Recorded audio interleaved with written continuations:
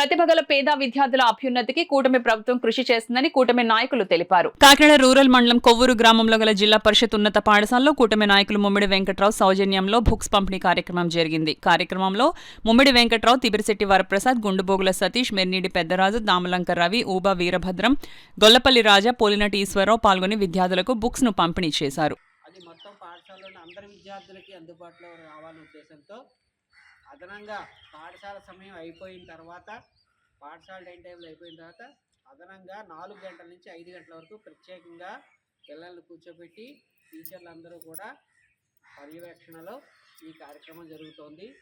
దీనికి మనం కోరిన వెంటనే కూటమి నాయకులు, గ్రామ పెద్దలు అందరూ కూడా ప్రతి విద్యార్థికి కూడా ఒక తెల్ల కాగితాలు, వైట్ పేపర్ బుక్, ఒక డబుల్ రూల్ బుక్ అందివ్వడానికి ముందుకొచ్చారు.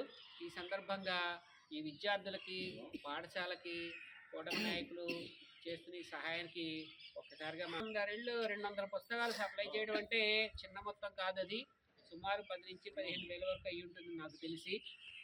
దాన్ని ఏదైనా కానీ పిల్లలందరికీ కూడా చక్కటి విద్య అందుబాటులోకి రావాలి, అందరూ కూడా నిష్ణాతుల వాళ్ళ ఉద్దేశంతో ఈ కార్యక్రమం చేపట్టారు. కాబట్టి వారికి పాఠశాల తరఫున, ఉపాధ్యాయుల తరఫున, అందరి తరఫున హృదయపూర్వక ఏం చేయాలి? ఏప్రిల్ 23 నాటికి అందరికీ కూడా రాయడం, చదవడం రావాలి. గణితంలో అన్ని ప్రాథమిక అంశాలు